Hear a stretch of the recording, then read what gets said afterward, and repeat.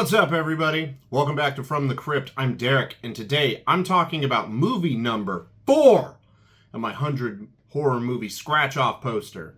An American Werewolf in London was released August 21st, 1981, and it was directed by Jonathan Landis.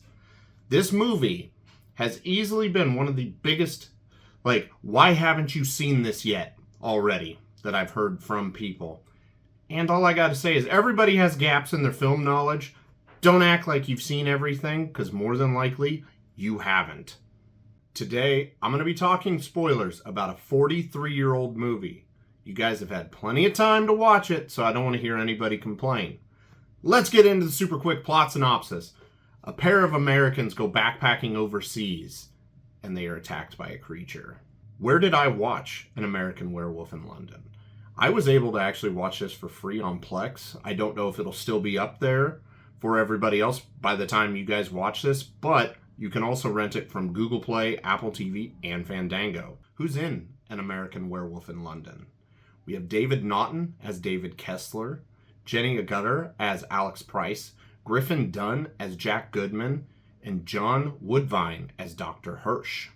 What's good about An American Werewolf in London? I loved all the performances in the movie, in particular David Naughton. I don't know exactly how to describe it, but I loved him. I mean, do I really need to describe more? I can't.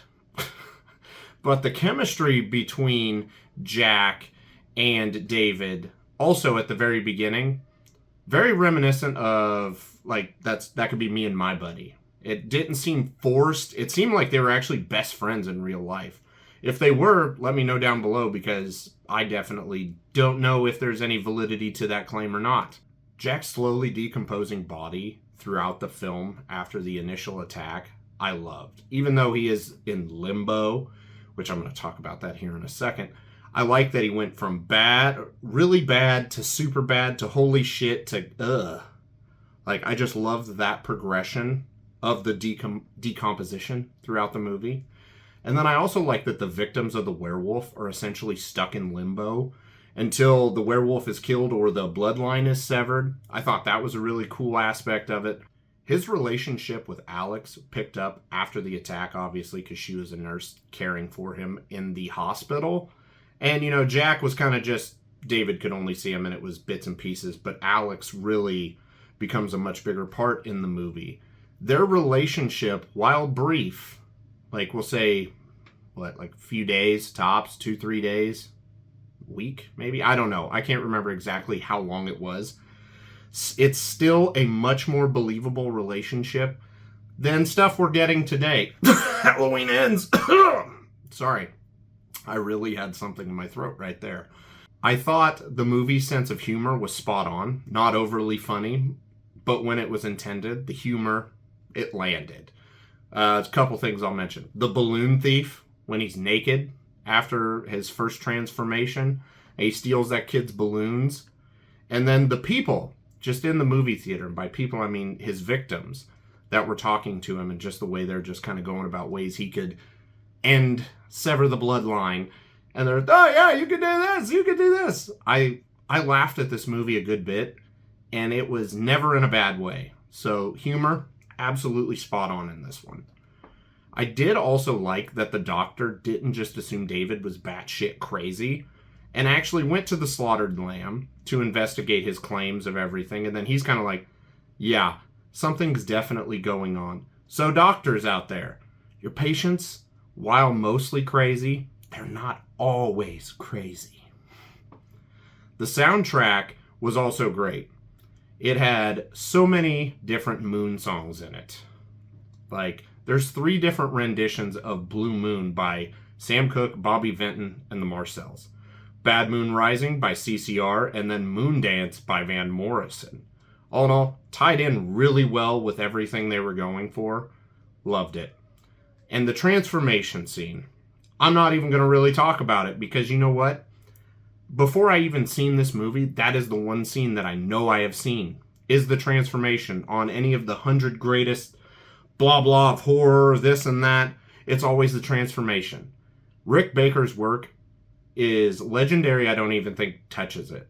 And I don't know how to get more complimentative than that, because it was just a fantastic scene. Absolutely just perfect. Perfect practical effects. And I'm a huge practical effects guy. What's bad about An American Werewolf in London? This could just be me on this one, but it seemed like everything else was fleshed out and had time to breathe and simmer, you know, like to build. The ending just seemed rushed. So it's like, oh, we're in the theater. Oh, shit's going crazy. Oh, Alex is here now. Oh, he's shot. He's dead. Like, the ending was my only complaint. Like, there needed to be something more to it in my mind. Because it was just so quick. Like, I didn't even realize the movie was ending. I thought it was going to go on a little bit longer, and then I was like, oh shit, it is over now. So my one knock against the movie is going to be the fact that the ending, while it was good, I'm not saying it wasn't, it just felt rushed and could have definitely been better in my opinion. Okay guys, rewatch by review time. Would I watch it again? Yes.